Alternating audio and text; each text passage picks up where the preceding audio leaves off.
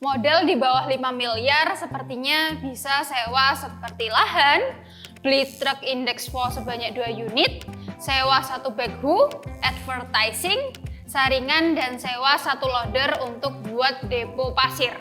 Hal ini banyak dijumpai di sekitar Gunung Merapi. Well, nggak ada salahnya kan kalau kita melihat langsung di lapangan. Dan bisa aja kita mulai mengulik-ngulik nih peraturannya kembali mengenai hal tersebut. Dimulai dari UU nomor 3 tahun 2020 tentang perubahan atas UU nomor 4 tahun 2009 tentang pertambangan mineral dan batu bara. Hal ini dibahas sebanyak 4 poin, yaitu di poin 1, 6, 13C, dan 17. Lalu IPP ini sebenarnya apa sih? Dan mengapa bisa sepenting itu?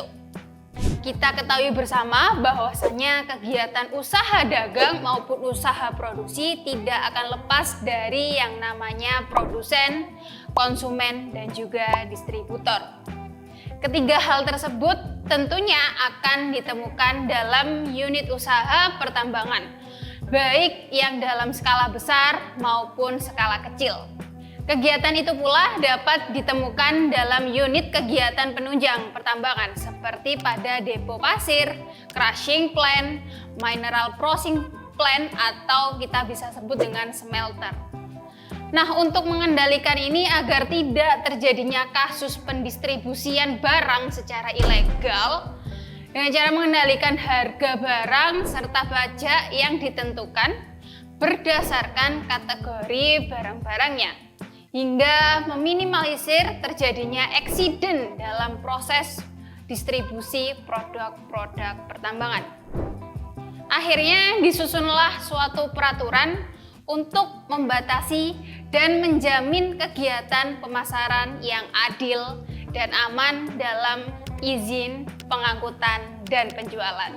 Berdasarkan UU nomor 3 tahun 2020 tentang perubahan atas UU nomor 4 tahun 2009 tentang pertambangan mineral dan batu bara. Izin pengangkutan dan penjualan atau IPP adalah izin usaha yang diberikan kepada perusahaan untuk membeli, mengangkut, dan menjual komoditas tambang, mineral, atau batu bara. Cakupan IPP ini diantaranya A. Izin usaha pertambangan operasi produksi. Yang B. Izin usaha pertambangan khusus atau IUPK operasi produksi. Dan yang C, yaitu ada surat izin pertambangan batuan atau SIPB.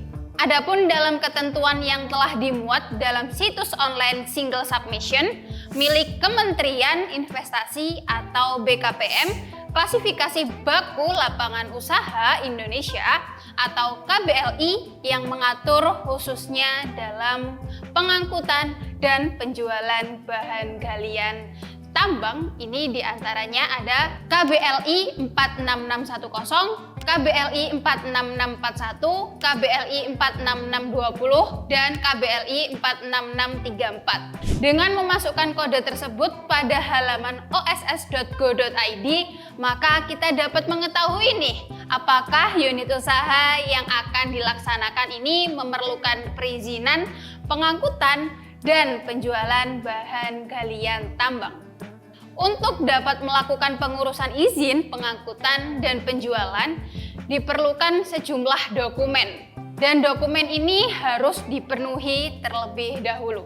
Adapun kelengkapan administratif yang harus dimiliki diantaranya surat pemohon, salinan nomor induk berusaha, susunan pengurus daftar pemegang saham, dan daftar pemilik manfaat atau beneficial ownership dari badan usaha, salinan perjanjian atau nota kesepahaman kerjasama pengangkutan dan penjualan mineral dan atau batu bara, data digital dokumen pemohon secara lengkap dalam bentuk PDF dan kelengkapannya dapat menyesuaikan sesuai dengan kode KBLI yang dituju oleh pelaku usaha.